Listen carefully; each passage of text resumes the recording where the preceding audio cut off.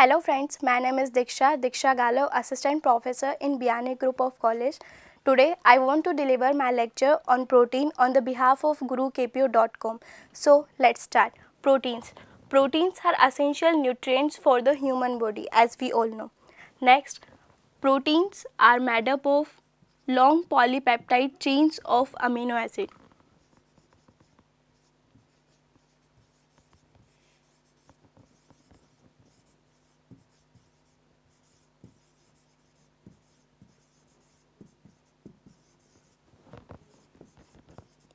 Long polypeptide chains of amino acids.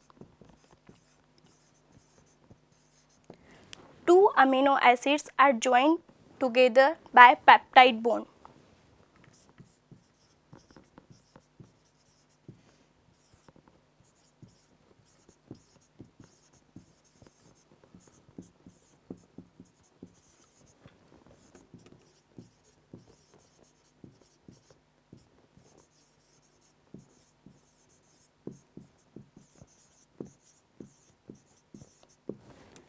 Like first amino acid, that is NCC, H, R, C double bond O and OH, and that is H और H, because nitrogen की valency कितनी होती है 3. Okay. Next amino acid, that is NCC, H, H,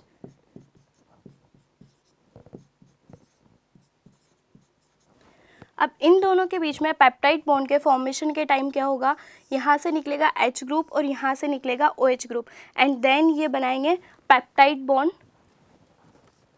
सो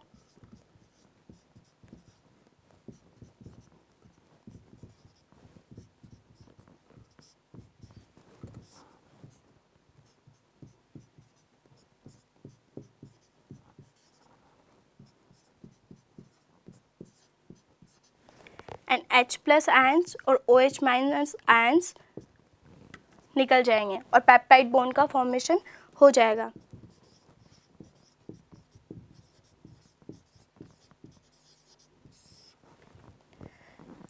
इस वाले carbon को बोलते हैं अल्फा कार्बन, यानी कि जो फंक्शनल ग्रुप के साथ जो कार्बन अटैच्ड होता है उसको हम बोलते हैं अल्फा कार्बन. उसी तरीके से इधर वाले कार्बन में इसको बोलेंगे अल्फा कार्बन. अल्फा कार्बन और अल्फा कार्बन जब भी हम पेप्टाइड बॉन्ड का फॉर्मेशन करते हैं तो हमारे 6 मॉलिक्यूल्स जो होते हैं एक प्लेन में आते हैं. ठीक है, वो 6 मॉलिक्यूल्स हमारे कौन कौन से हैं, CONH and 2 alpha carbons. Okay, so 6 atoms are present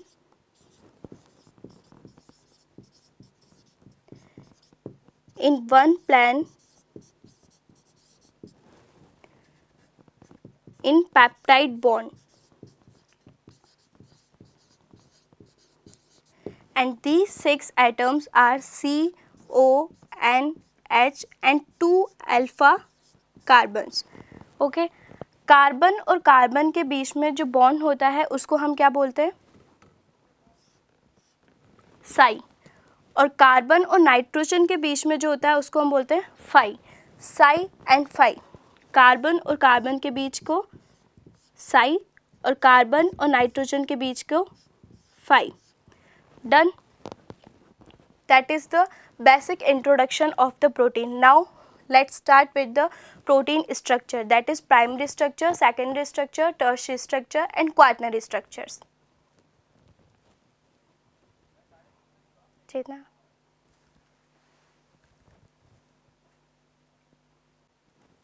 अब हम बात करेंगे प्रोटीन की स्ट्रक्चर्स की.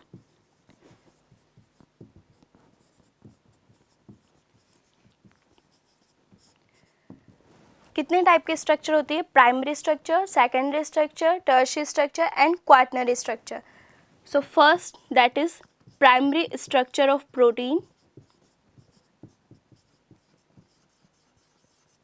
Second, secondary structure of protein.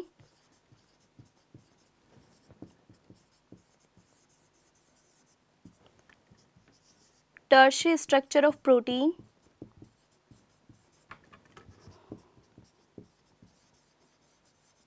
and then quaternary structure of protein.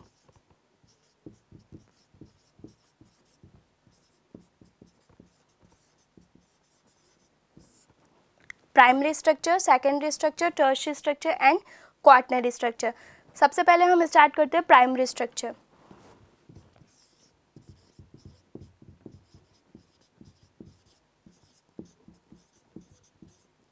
Primary structure का मतलब है लीनियर स्ट्रक्चर ऑफ प्रोटीन.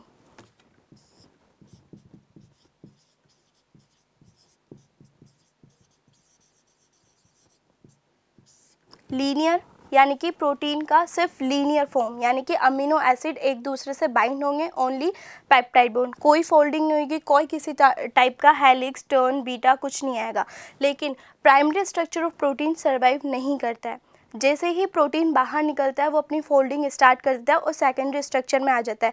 सिर्फ प्राइमरी फोल्डिंग ऑफ प्रोटीन कब होती है? जब प्रोटीन राइबोसोम से इमर्ज हो रहा होता है. राइबोसोम एग्जिट चैनल से जब प्रोटीन का पेप्टाइड इमर्ज हो रहा होता है, सिर्फ उसी फॉर्म में प्रोटीन जो होता है प्राइमरी स्ट्रक्चर के फॉर्म में होता है. अदरवाइज प्रोटीन बाहर निकलने के बाद में अपनी फोल्डिंग करता है और सेकेंडरी स्ट्रक्चर में आ जाता है. So primary structure of protein does not exist.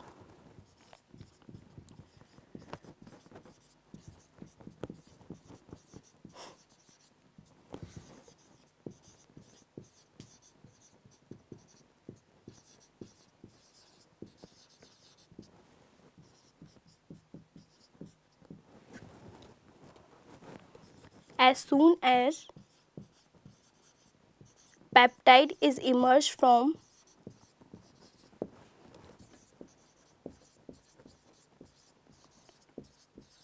peptide exit channel,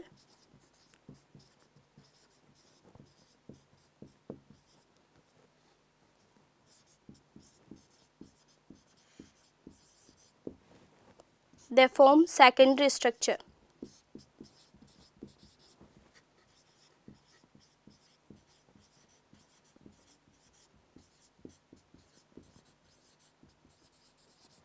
यानी कि जब तक वो पेप्टाइड एग्जिट चैनल से इमर्ज होगा तब तक हम उसे बोल सकते हैं कि हाँ प्रोटीन की प्राइमरी स्ट्रक्चर है. बट जैसे ही वो वहाँ से रिमूव हो जाएगा और जैसे ही वो वहाँ से कम्प्लीटली बाहर निकल जाएगा तो वो सेकेंडरी स्ट्रक्चर के फॉर्म में आ जाएगा. इसीलिए हम बोलते हैं कि इसकी जो प्राइमरी स्ट्रक्चर है वो एग्जिस्ट ही नहीं करती है, ओनली सेकेंडरी स्ट्रक्चर एग्जिस्ट करती है.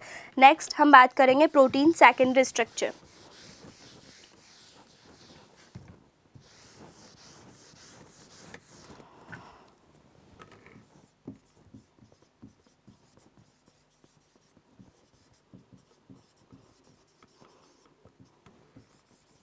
Secondary structure of protein. Secondary structure of protein जो कि मेन प्रोटीन की स्ट्रक्चर है, जिसमें हमारे पास में 3 टाइप की स्ट्रक्चर्स आती हैं, helix, turns and sheets. Helix,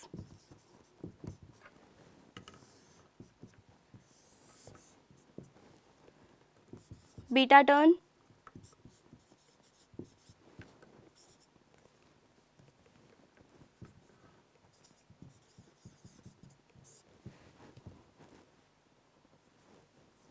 helix.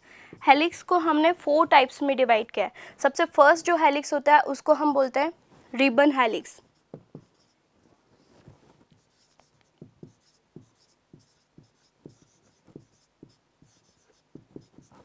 उसके बाद में जो हमारा आता है वो आता है 3/10 हेलिक्स. उसके बाद में आता है अल्फा हेलिक्स.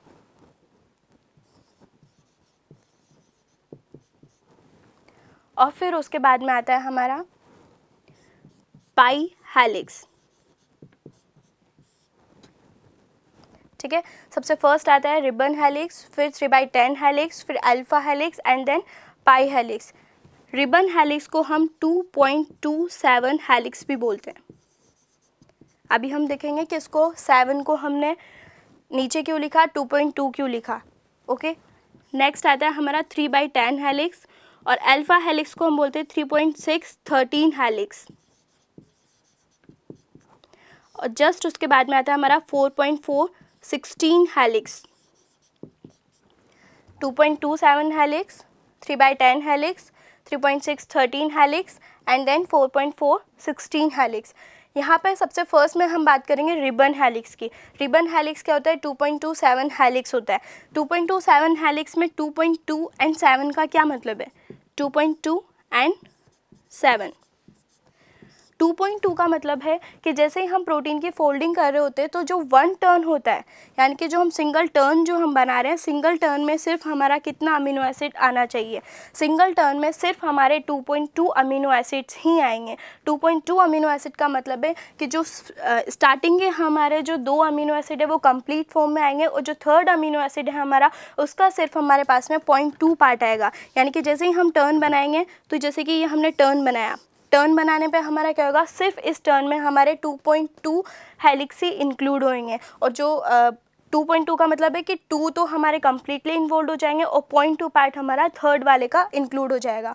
और 7 का मतलब क्या होता है? ये जब अभी हम स्ट्रक्चर बनाएंगे तब हमें पता चलेगा कि 7 का मतलब क्या होता है। 7 का मतलब होता है number of bonds, number of atoms which involved in bond formation. So NCC यानी कि first amino acid, then second amino acid और थर्ड अमीनो एसिड का सिर्फ और सिर्फ N, और उसको हम निकाल देंगे CC, यानी कि इस वाले पार्ट को तो हम इधर निकाल देंगे जो कि हमारा नेक्स्ट टर्न में आ जाएगा, और जो हमारा वन टर्न है, वन टर्न में सिर्फ हमारा आएगा NCC वाला पार्ट। ठीक है, अब इसको वापस से हम बनाएंगे तो इसकी प्रॉपर फोल्डिंग क्या हो जाएगी, जैसे कि हमने पहले बनाई थी।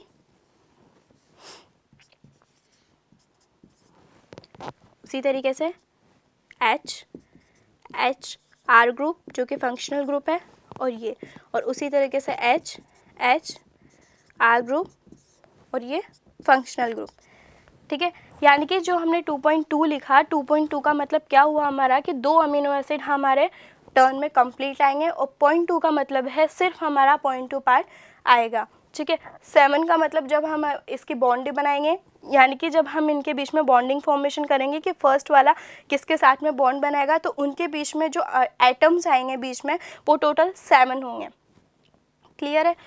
नेक्स्ट आएगा हमारा 3/10 हेलिक्स। अब हम बात करेंगे 3/10 हेलिक्स की। 3/10 हेलिक्स का मतलब क्या है कि जब हमारा वन टर्न कंप्लीट होगा तो वन टर्न में हमारे टोटल 3 अमीनो एसिड्स आने चाहिए, यानी कि NCC एंड देन NCC। अब यहीं से हमारा सेकंड टर्न चालू हो जाएगा। ठीक है, यानी कि कंप्लीट वन टर्न में हमारे 3 अमीनो एसिड्स इन्वॉल्व होंगे।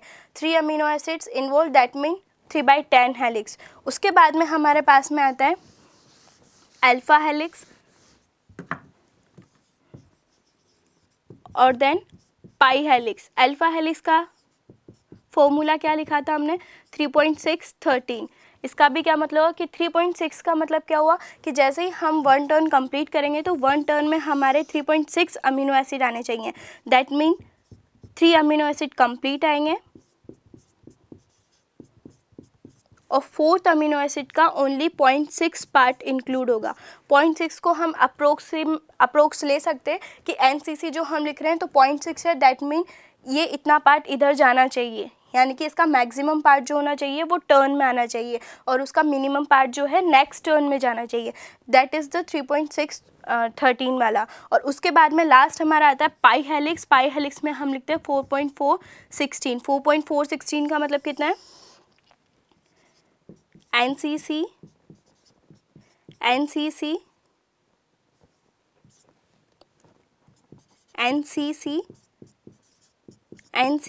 यानी कि 4.4 amino acid, that mean 1 amino acid, second amino acid, third amino acid and fourth amino acid, और फिफ्थ अमीनो एसिड का हमारे पास में आएगा 0.4 वाला पार्ट।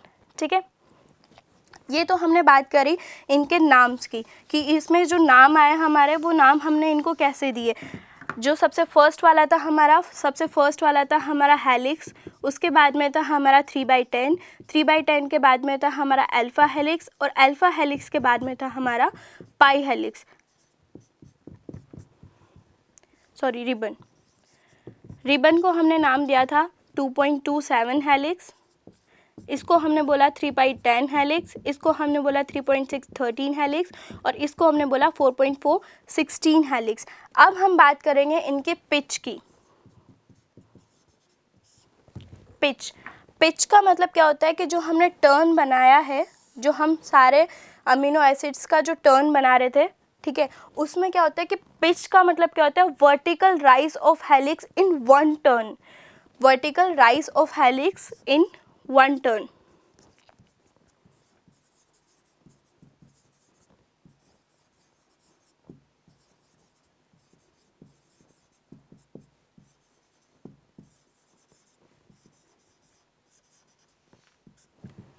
यानी कि जैसे ही वो वन टर्न कंप्लीट करेगा, तो वन टर्न कंप्लीट करने में जो हमारा प्रोटीन है, जो हमारी उसकी स्ट्रक्चर है, वो कितनी ऊपर उठेगी, उसको हम क्या बोलेंगे, उसके पिच, कि हाँ पर्टिकुलर रिबन है, रिबन की पिच इतनी है, 3/10 है, 3/10 की पिच इतनी है, अल्फा हेलिक्स की इतनी है और पाई हेलिक्स की इतनी है। अब वो वन टर्न में कैसे ऊपर उठेगा, ये हम पूरी सेकेंडरी स्ट्रक्चर बनाएंगे, उसमें हमें पता लगेगा कि कैसे वो ऊपर उठने का हम जो बोल रहे हैं कि हाँ इसकी पिच इतनी होगी, वो कैसे ऊपर उठेगी।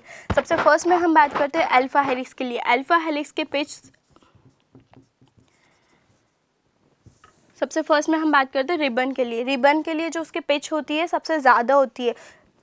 पूरे चारों जो हमारे हेलिक्स वाले पार्ट है, चारों हेलिक्स वाले पार्ट में सबसे ज़्यादा पिच होती है रिबन की, देन हमारा 3/10 की, देन अल्फा हेलिक्स की, एंड देन पाई हेलिक्स की। इसके पिच का वैल्यू होता है 6.0 एंगस्ट्रॉम। इसके पिच एब्सेंट होती है। क्यों एब्सेंट होती है? क्योंकि ये क्लिंक फॉर्मेशन में यूज़ आता है। जैसे ही हमें प्रोटीन में कुछ भी टर्न करना होता है, इंस्टेंट टर्न करना होता है, उसको हम बोलते हैं क्लिंक। और क्लिंक फॉर्मेशन में क्या होता है, हमारा 3/10 हेलिक्स यूज़ में आता है। 3/10 हेलिक्स की इसीलिए कोई पिच नहीं होती, क्योंकि अगर हम उसकी पर्टिकुलर पिच डिसाइड कर देंगे, दैट मीन उसको इतना राइज होना ही पड़ेगा। और इसमें हम क्या बोल रहे हैं कि जैसे ही हमारा प्रोटीन है, प्रोटीन की हम फोल्डिंग कर रहे हैं, तो उस फोल्डिंग को जैसे ही हमें इंस्टेंट टर्न करना होगा, जहाँ पे हमें थोड़ा भी मोड़ लाना होगा, तो वहाँ पे हम क्या यूज़ करेंगे, 3/10 हेलिक्स। इसीलिए 3/10 हेलिक्स की पिच एब्सेंट होती है। उसके बाद में आता है हमारा अल्फा हेलिक्स और then pi helix. Alpha helix की पिच होती है 5.4 और इसकी होती है 5.2, यानी कि सबसे ज़्यादा पिच होती है 6.0। 6.0 यानी कि रिबन की पिच सबसे ज़्यादा होती है, यानी कि वो वन टर्न में सबसे ज़्यादा ऊपर उठेगा। उसके बाद में अल्फा हेलिक्स और उसके बाद में पाई हेलिक्स। अब इसका कॉन्सेप्ट ये क्यों आया कि पिच जो होती है वो रिबन की सबसे ज़्यादा होती है, यानी कि वन टर्न में वो सबसे ज़्यादा ऊपर उठेगा। ऐसा क्यों? देखो, ऐसा इसलिए होता है क्योंकि रिबन में जो हमारा वन टर्न है, वन टर्न में हमारे पास में कम ही अमीनो एसिड है। हमारे पास में ओनली 2.2 अमीनो एसिड, यानी कि 2 अमीनो एसिड हमारे कंप्लीट है और 0.2 अमीनो एसिड हमारा थर्ड वाले का है। तो यानी कि इतना कम अमीनो एसिड को हमें पूरा टर्न में कवर करना है, तो उसको बहुत ही जल्दी हमारा वर्टिकली राइज लेना पड़ेगा। जबकि अगर हम बात करें पाई हेलिक्स की, तो पाई हेलिक्स में हमारे पूरे वन टर्न में कितने अमीनो एसिड है, 4.4 अमीनो एसिड है। 4.4 अमीनो एसिड का क्या मतलब हुआ कि पूरा जब वो वन टर्न कंप्लीट करेगा, तो वन टर्न कंप्लीट करने में पूरा 4.4 कवर करेगा, ठीक है। तो वो क्या होएगा, पूरा घूम कर आएगा। जबकि अगर हम 2 पॉइंट की बात करें, तो 2 पॉइंट में सिर्फ 2 अमीनो एसिड है, तो उसको जल्दी से घूमना पड़ेगा, तो वो क्या होगा, जल्दी ऊपर उठेगा, तो उसकी क्या हो जाएगी, पिच ज़्यादा हो जाएगी। और पाई हेलिक्स वाले की पिच कम रह जाएगी, क्योंकि उसके पिच में हमारे पास में अमीनो एसिड वन टर्न में ज़्यादा है। और अगर हम अल्फा हेलिक्स की बात करें, तो अल्फा हेलिक्स में हमारे वन टर्न में अमीनो एसिड है 3.6 अमीनो एसिड, और इस वाले में हमारे पास में 4.4 अमीनो एसिड। इसीलिए इनकी पिच ये होती है। और अगर हमें बोल दिया जाए कि पिच पर रेसिड्यू का मतलब हर एक अमीनो एसिड के बीच की पिच कितनी है, तो उसको निकालने के लिए हम लोग क्या करेंगे, 6.0 डिवाइडेड बाय 2.2। इसकी कोई पिच होगी नहीं। इसकी अगर हमें निकालनी तो 5.4 डिवाइडेड बाय 3.6, 5.2 डिवाइडेड बाय 4.4, ये आ जाएगी हमारी पिच पर रेसिड्यू।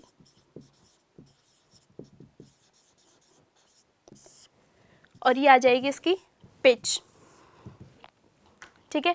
ये तो बात करी हमने secondary structure of protein. Secondary structure of protein में हमने कौन कौन से इंक्लूड करी, ribbon, 3/10 helix, alpha helix and pi helix. Ribbon वाले में हमने इंक्लूड किया, इसका एक और नेम होता है जिसको हमने बोला 2.27 हेलिक्स। 2.27 हेलिक्स का मतलब है कि जैसे हम इसका 1 टर्न कंप्लीट करेंगे, 1 टर्न में हमारे पास में 2.2 अमीनो एसिड्स होने चाहिए। जैसे हम 3/10 की बात करेंगे तो 3/10 में हमारे 1 टर्न में 3 अमीनो एसिड्स कंप्लीट होने चाहिए। अगर हम अल्फा हेलिक्स की बात करें तो अल्फा हेलिक्स में हमारे 1 टर्न में 3.6 अमीनो एसिड्स कंप्लीट होने चाहिए। 3.6 का मतलब क्या हो जाएगा कि 3 अमीनो एसिड हमारा कंप्लीट आएगा और 0.6 अमीनो एसिड हमारा, यानी कि 4th अमीनो एसिड का ओनली हम 0.6 पार्ट लेकर आएंगे। और इसी तरीके से अगर हम पाई हेलिक्स की बात करें तो पाई हेलिक्स में हमारे पास में होता है 4.4 अमीनो एसिड। 4.4 अमीनो एसिड का मतलब है कि 4 अमीनो एसिड हमारा कंप्लीट आएगा और 0.4 अमीनो एसिड यानी कि 5th अमीनो एसिड का सिर्फ 0.4 पार्ट हमारा इंक्लूड होगा। ठीक है। और अगर हम पिच की बात करें तो पिच का मतलब क्या होता है, vertical rise of helix in 1 turn, कि 1 टर्न में वो कितना ऊपर उठ रहा है। जो हम हेलिक्स बना रहे हैं, अगर हम हेलिक्स की बात करें तो हेलिक्स की स्ट्रक्चर कैसी होती है, कॉइल्ड स्ट्रक्चर होती है, सबको पता है। कॉइल्ड स्ट्रक्चर को हम कितना ऊपर उठा रहे हैं, उठाने का मतलब क्या हो गया कि ये कितना उठेगा 1 टर्न में 6.0 एंगस्ट्रॉम, ये कितना उठेगा 5.4 एंगस्ट्रॉम, और ये कितना उठेगा 5.2 एंगस्ट्रॉम। और अगर हम इनका पिच पर रेजिड्यू का मतलब क्या हो जाएगा कि 2 अमीनो एसिड के बीच में कितना ऊपर उठेगा, टोटली कितना उठ रहा है वो तो ये हो जाएगा। और हर एक अमीनो एसिड, जो 2 अमीनो एसिड है उनके बीच में कितना ऊपर उठेगा वो क्या हो जाएगा उसका पिच पर रेजिड्यू। पिच पर रेजिड्यू निकालने के लिए क्या करते हैं, 6.0 divided by 2.2, 5.4 divided by 3.6, 5.2 divided by 4.4। अब इसके स्ट्रक्चर आप लोग कैसे बनाओगे, जैसे आप हेलिक्स बना रहे हो तो इसके स्ट्रक्चर कैसे बनाओगे। सबसे पहले हम बनाएंगे रिबन की स्ट्रक्चर। ठीक है, रिबन के बाद में आ जाएगा हमारा 3/10 की स्ट्रक्चर। 3/10 के बाद में हमारा आ जाएगा अल्फा हेलिक्स की स्ट्रक्चर। इसका डायग्राम हम क्यों बड़ा बनाते जा रहे हैं, क्योंकि इसके पास में हमारे पास में कितने अमीनो एसिड है, 1 टर्न में 3.6 अमीनो एसिड है। यहाँ पे सिर्फ हमारे पास में 2.2 अमीनो एसिड है, यहाँ पे हमारे पास में सिर्फ 3 अमीनो एसिड हैं। और यहाँ पे फिर हमारे पास में और बड़ा साइज़ हो जाएगा, क्योंकि यहाँ पे हमारे पास में आ रहे हैं 4.4 अमीनो एसिड्स। ओके, क्लियरली पता चल रहा है कि पिच कितनी हो जाएगी इसकी 6.0, यानी कि 1 टर्न में कितना ऊपर उठा है 6.0। इसकी कोई पिच नहीं होगी। इसका जो हम 1 टर्न लेंगे तो ये 1 टर्न में कितना ऊपर उठ रहा है 5.4। और उसके बाद अगर हम इसकी बात करें तो ये 1 टर्न में कितना ऊपर उठ रहा है 5.2 angstrom. That is a secondary structure of protein. Secondary structure of protein complete. 2.2 amino acid, 3/10 amino acid, 5.4 amino acids and 5.2 amino acids.